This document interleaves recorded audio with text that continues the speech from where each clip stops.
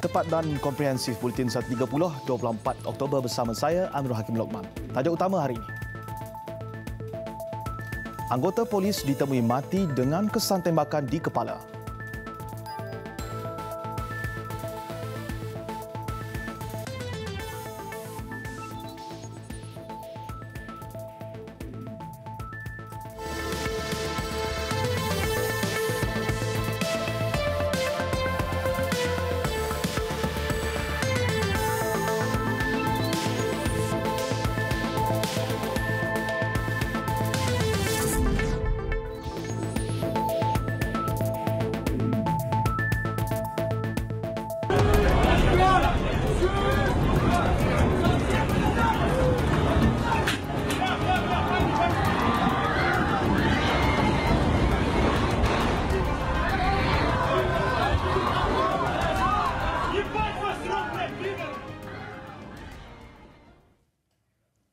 Assalamualaikum dan salam sejahtera. Kami mulakan buletin dengan eskalator roboh, satu kemalangan yang semakin kerap terjadi. Kali ini di stesen kereta api di Rom, Itali. 20 orang cedera, kebanyakannya penyokong bola sepak Rusia. Eskalator di stesen termina ini bergerak secara pantas dan secara mengejut menyebabkan orang ramai jatuh tertimpa di atas satu sama lain. Menurut pihak berkuasa, kebanyakan mangsa adalah penyokong kelab bola sepak CSKA Moscow yang baru sahaja selesai menonton perlawanan Liga Juara-Juara Eropah antara pasukan itu menentang AS Roma. Setakat ini, punca sebenar kejadian masih belum diketahui. Saksi bagaimanapun melaporkan beberapa pengguna melompat dan menari di atas eskalator sebelum insiden berkenaan.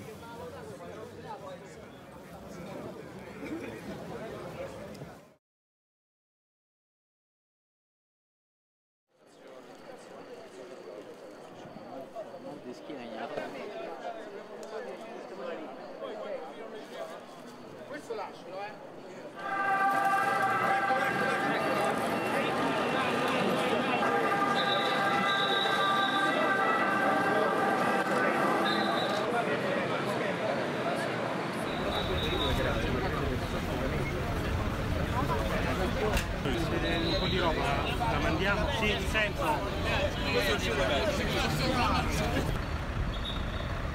Dell'ordine, la polizia, i carabinieri, il 118 e i vigili del fuoco sono tutti arrivati immediatamente, si sono attivati per riuscire ad aiutare queste persone.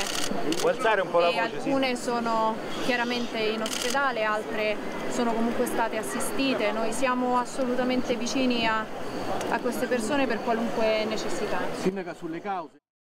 I dati sono 7 persone in codice rosso e poi fino per arrivare a 20 di feriti più o meno gravi.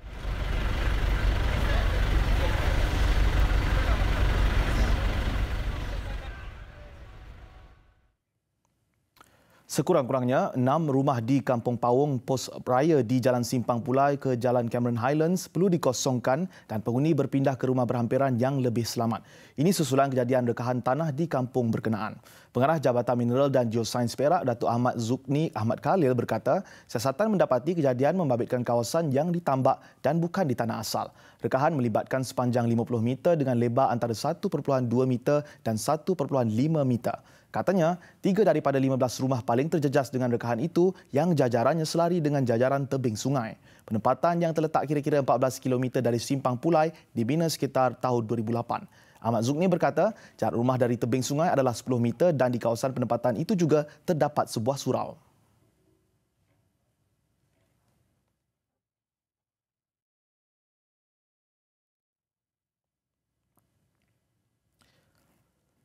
Anggota polis berpangkat Lance Corporal ditemui mati dengan kesan tembakan di kepala berhampiran kediamannya di Balai Polis Pekanbaru di Ipoh pagi tadi. Timbalan Ketua Polis Perak Datuk Razarudin Hussein berkata, mayat anggota polis berusia 29 tahun itu ditemui 6.15 pagi di tepi rumahnya.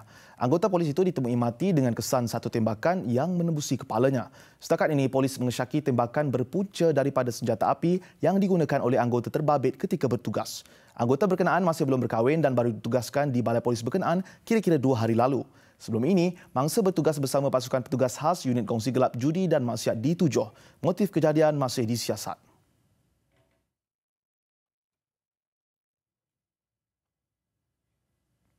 Polis mengalung-alungkan tawaran bekas Menteri Pertahanan Datuk Seri Syamruddin Tun Hussein untuk membantu membawa pulang ahli perniagaan Low Tech Joe atau Joe Low yang dilapor berada di China. Ketua Polis Negara Tan Sri Muhammad Fuzi Harun berkata, usaha yang mahu dilakukan ahli Parlimen Sembrung itu berdasarkan rangkaian hubungannya dengan pemimpin negara luar. Beliau berkata demikian ketika diminta mengulas mengenai tawaran Datuk Seri Syamruddin itu pada perhimpunan bulanan peringkat Bukit Aman hari ini.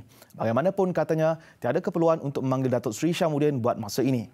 Jelas beliau, usaha mengesan Jolo serta bapanya Tan Sri Low Hock Peng dilakukan berterusan oleh polis termasuk berhubung dengan polis antarabangsa Interpol bagi membantu siasatan One Malaysia Development Berhad 1MDB. Isnin lalu, Datuk Seri Syamruddin berkata beliau sedia menawarkan dirinya untuk mencari Jolo dengan menggunakan hubungan terdahulunya dengan pemimpin China.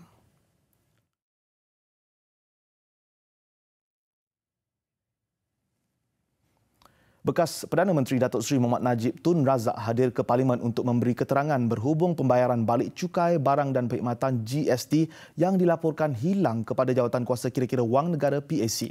Beliau yang tiba jam 11 pagi memberi keterangan selama 1 jam. Datuk Seri Najib bagaimanapun mengelak untuk ditemu bual media. Terdahulu, PAC memanggil bekas Ketua Setiausaha Perbendaharaan Tan Sri Muhammad Irwan Sirga Abdullah untuk disoal kali kedua semalam. PAC menjangkakan laporan penuh prosiding berkenaan selesai pada akhir sidang Dewan Rakyat kali ini.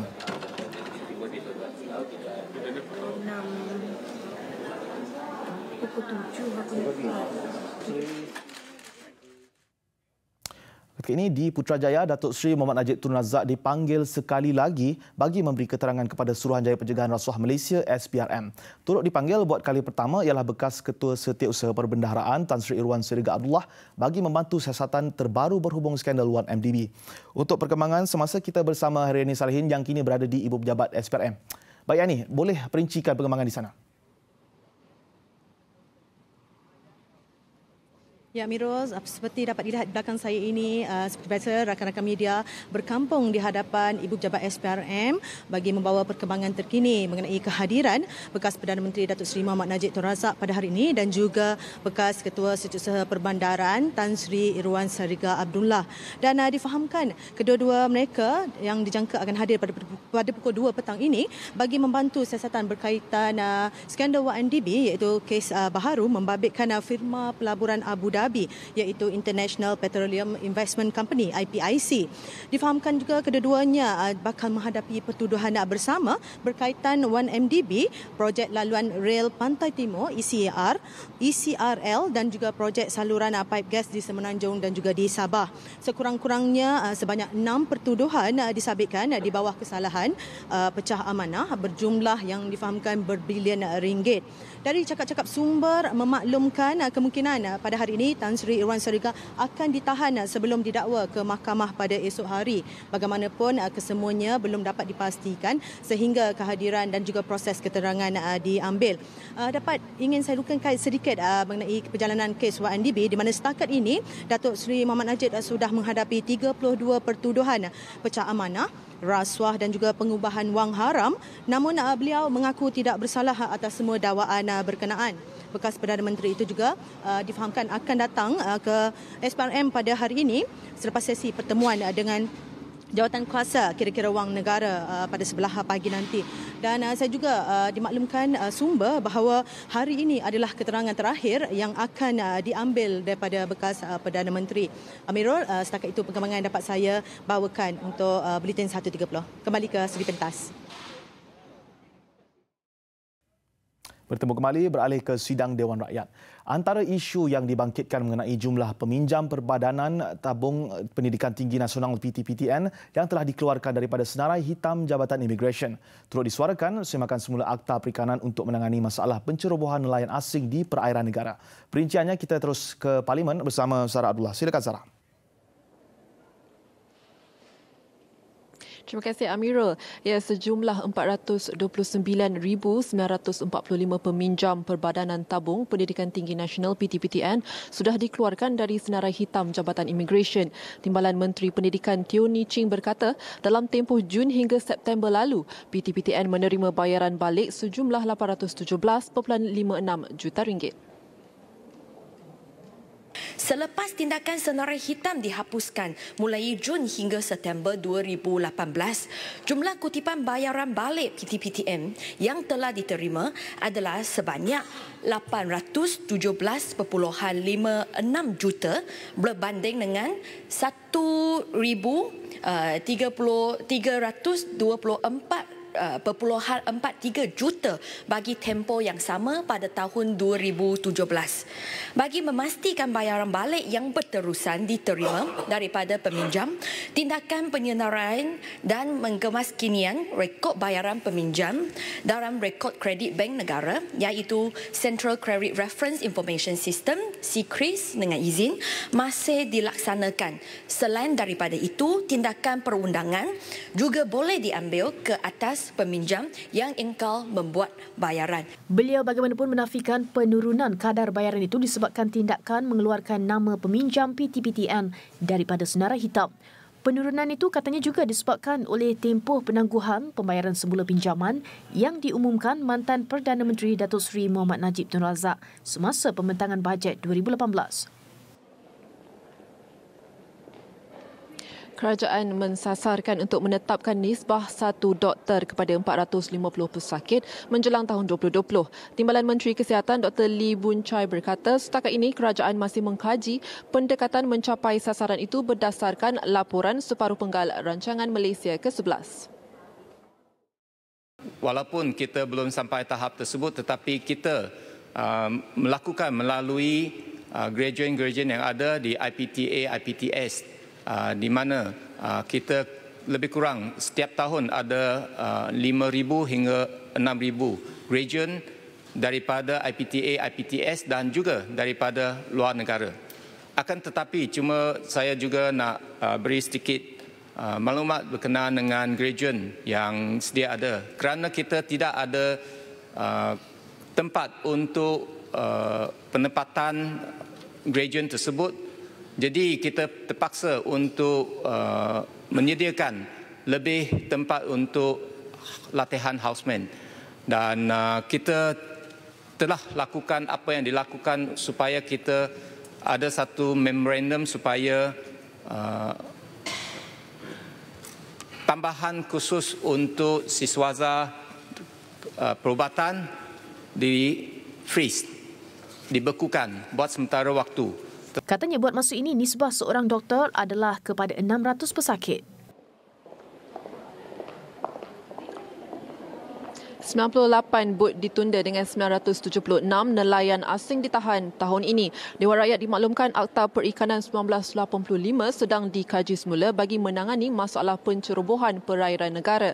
Timbalan Menteri Pertanian dan Industri Asas Tani Sim Zizin berkata pindaan yang akan dibuat termasuk mengkaji jenis hukuman dan kadar denda terhadap nelayan asing.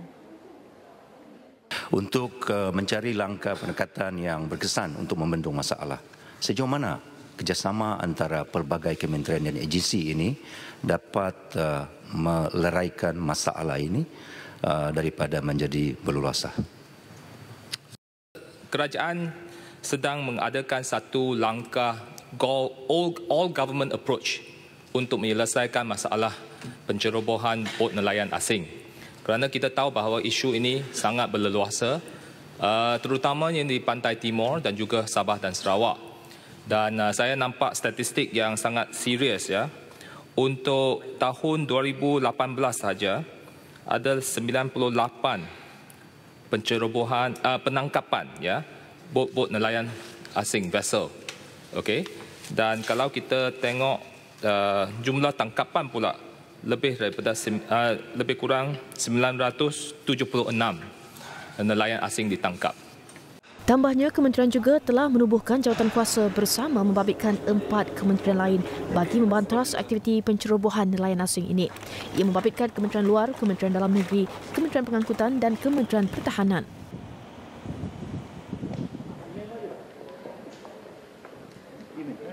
Sidang Dewan Rakyat ditangguh seketika dan akan bersambung pada pukul 2.30 petang nanti. Dan dengan itu, sekian laporan dari Parlimen. Kembali semula bersama Amirul di Sri Pentas. Silakan.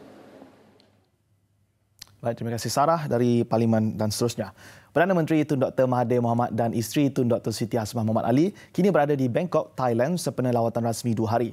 Pesawat membawa Perdana Menteri dan isteri mendarat di Terminal Pangkalan Tentera Udara di Raja Thailand. Ketibaan Tun Dr. Mahathir disambut Timbalan Perdana Menteri Thailand Somkit Jatusripita, Menteri Luar Datuk Saifuddin Abdullah, Menteri Perdagangan Antarabangsa dan Industri Datuk Daryl Lai King serta Fasilitator Rundingan Damai Selatan Thai Tan Sri Abdul Rahim Noor kemudiannya dibawa ke Hotel Shangri-La. Dalam lawatan ini, Tun Dr. Mahathir akan menghadiri 2 sesi temu ramah media bersama stesen TV tempatan Thai TV3 dan Asahi Simbun. Perdana Menteri dan delegasi kemudiannya dijadual akan ke bangunan pentadbiran Kerajaan Thailand untuk majlis sambutan rasmi serta mengadakan pertemuan dengan Perdana Menteri Thailand Prayut Chan-o-cha petang ini.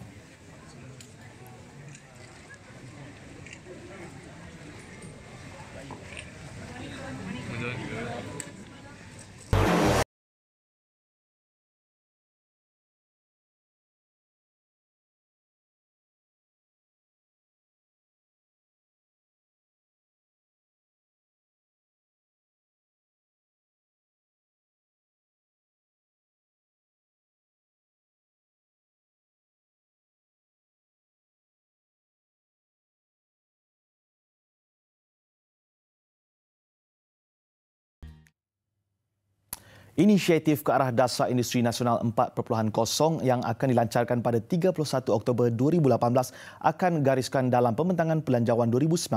Timbalan Menteri Perdagangan Antarabangsa dan Industri Ong Kian Min berkata, ini penting kerana Industri 4.0 merupakan platform ke arah ekonomi yang lebih maju, terbuka dan berpendapatan tinggi. In fact, the focus on Industry 4.0 is one of the most important strategies we are looking at in the upcoming budget 2019 in order to ensure the country's successful transition into a more technologically advanced, open and high-income economy that is able to compete globally while creating quality jobs for the future. Beliau terdahulu melancarkan Pusat Latihan Teknologi Pintar Asia Centre of Excellence for Smart Technology ACES dengan kerjasama pihak Jerman. Dengan pelaburan permulaan 12 juta ringgit, ACES akan mendapat sokongan beberapa syarikat teknologi tinggi Jerman untuk melatih tenaga kerja tempatan ke arah revolusi industri 4.0. ACES dibangunkan hasil kerjasama antara Majlis Pembangunan Wilayah Ekonomi Pantai Timur ECERDC. Ia kini dalam peringkat akhir pembangunan dan dijadual mula beroperasi pada Januari tahun depan.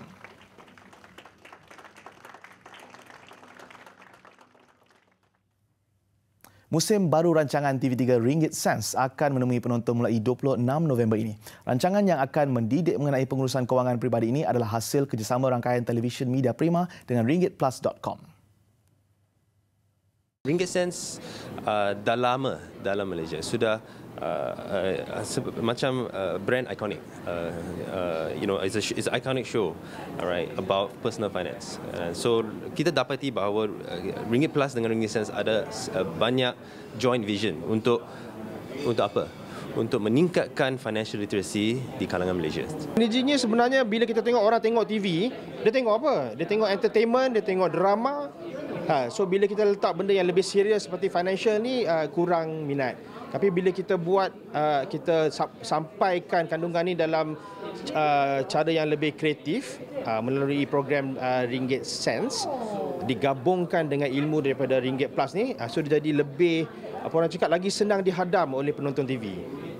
Itu sebenarnya kita punya objektif sebab kita nak membuatkan pembelajaran ini lebih senang. Rancangan ini akan bersiaran setiap Isnin jam 6 petang di TV3. Musim pertama akan mempunyai 26 episod. Ringgit Sense Plus adalah terbitan Division Berita dan Ahwal Semasa rangkaian TV Media Prima Berhad.